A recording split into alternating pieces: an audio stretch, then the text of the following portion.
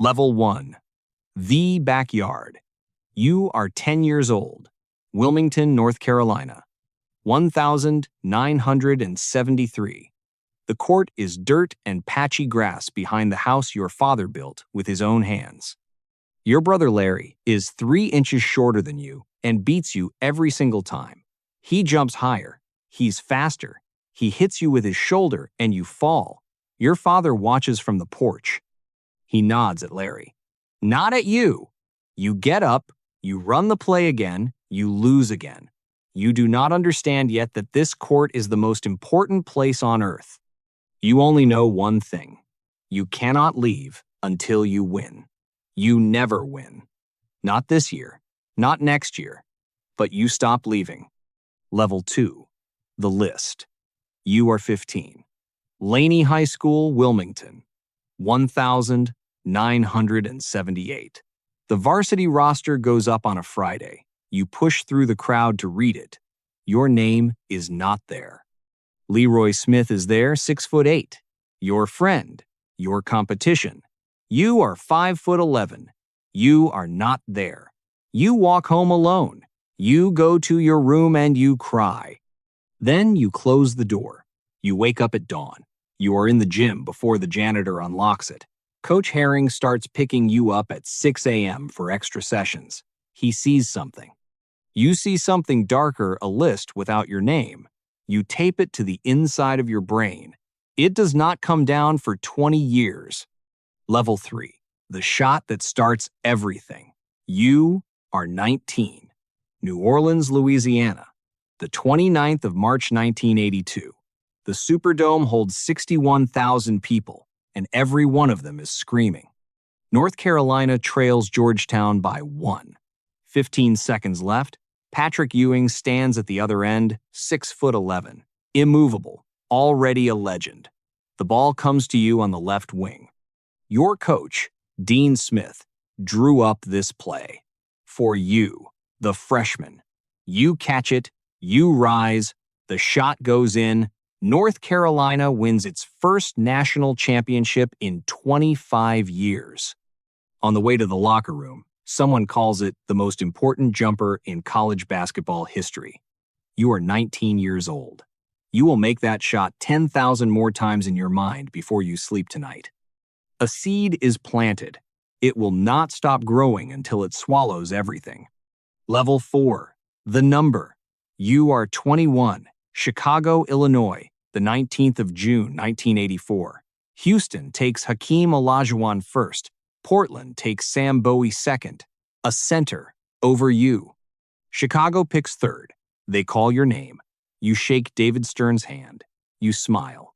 Inside, you file Portland away. You file every analyst who said big men win championships. You choose the number 23, roughly half of Larry's 45, rounded up.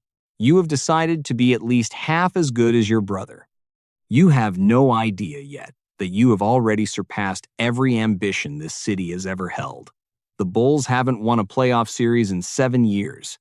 That changes now. Level 5 God in disguise. You are 23, Boston Garden, Massachusetts. The 20th of April, 1986. You broke your foot early in the season. You missed 64 games. The doctors told you to rest. You came back anyway.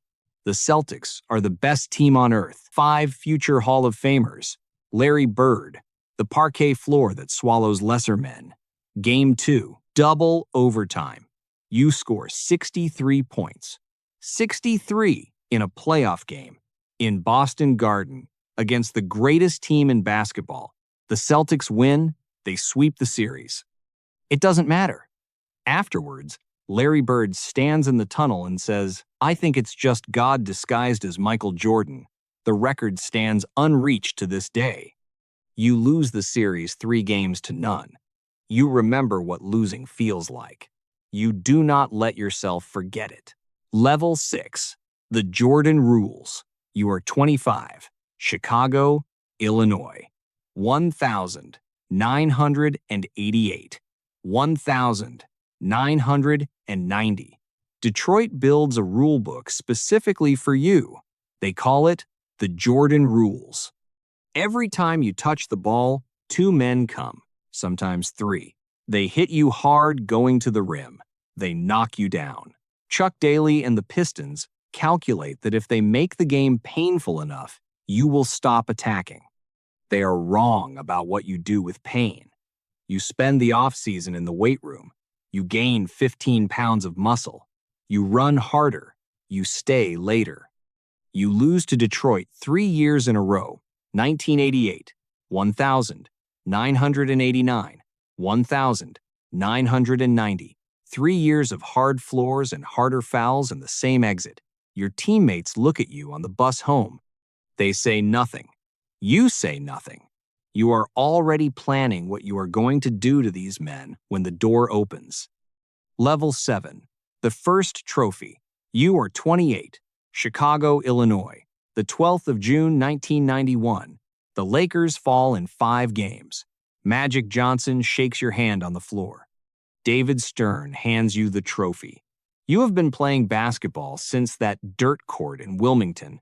You have been in this league for 7 years. You have scored 32,000 regular season points toward this night. You sit down in the locker room. You hold the trophy against your chest. Your father James is beside you. You put your head down. You cry the way men cry when something enormous is finally over. Nobody says a word. The room is quiet for a long time. Level 8. The flu game. You are 34. Salt Lake City, Utah. The 11th of June, 1997. The night before Game 5 of the finals, you order pizza in Park City. By midnight, you are shivering in a dark room with a bucket on the floor. Viral gastroenteritis. Dehydration. Your body is a failure state. Your trainer tells you that you cannot play. You walk out onto the Delta Center floor anyway. You play 44 minutes. You score 38 points, including 15 in the fourth quarter. With under a minute left, you hit a three-pointer to break the tie. The Bulls win 90-88. They take a 3-2 series lead. Scottie Pippen catches you on the way to the tunnel. He holds you up. You cannot stand without him. The image lives forever. A man who refused to stop at the exact moment any reasonable man would have. Level 9. The murder. You are 30. Lumberton, North Carolina. The 23rd of July, 1993. Your father is driving home from a funeral in the red Lexus you bought him. He pulls to the side of the highway to rest. 2 men come out of the dark. They shoot James Raymond Jordan Sr. in the chest. They steal the car. He is 57 years old. His body goes unidentified for weeks, John Doe in a South Carolina coroner's office. You find out the way no child should find anything. On the 6th of October, 1993, you walk into a press conference. You are 6-time All-Star, 2-time champion, best player on earth. You quit. You say you have nothing left to prove. You know the truth. The person you were proving everything to is gone. The court without James Jordan in the world is a different place. You go play baseball instead, because he always said you should. Level 10, I'm back. You are 32. Indianapolis, Indiana. The 19th of March, 1995. 17 months. 2 words. Your business manager sends a fax to every media outlet on the planet.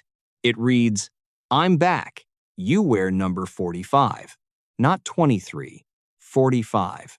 Larry's number. You score 19 points against the Pacers in your first game.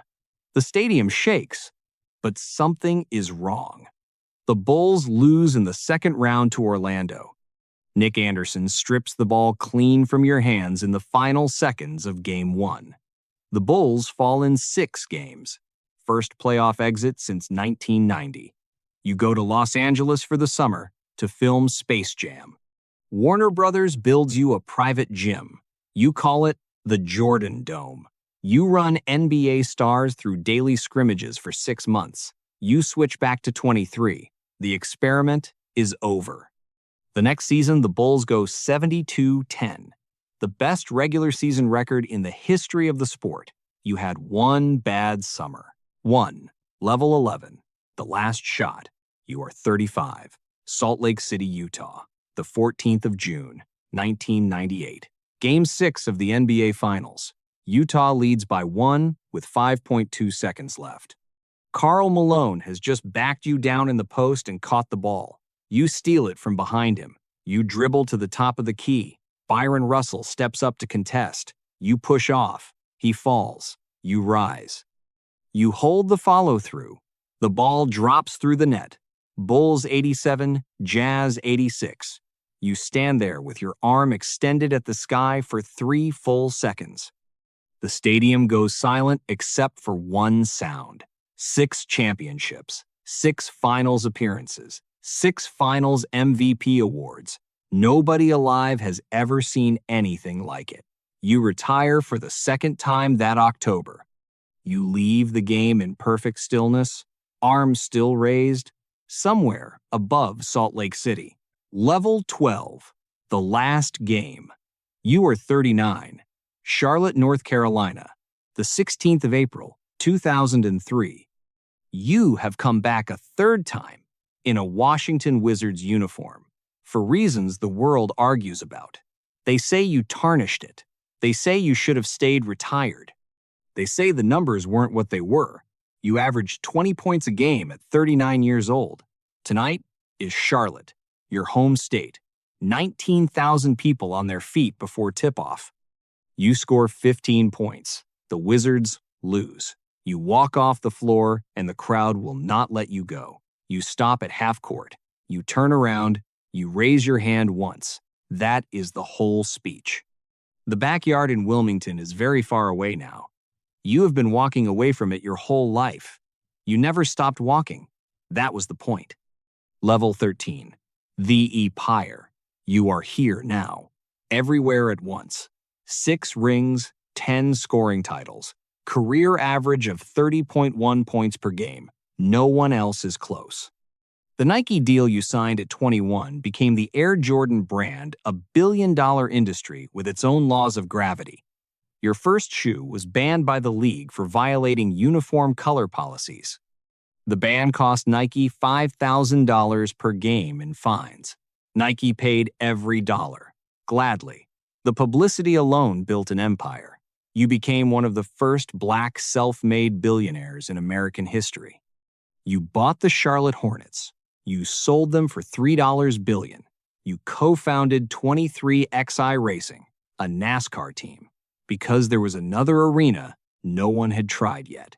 You donated $10 million to build 2 medical clinics in the Wilmington communities that raised you. Somewhere on a high school gymnasium wall in North Carolina, a roster hangs on a Friday afternoon. A 15-year-old boy's name is not on it. He goes home. He closes the door. He comes back tomorrow. He always comes back tomorrow. That is the whole story.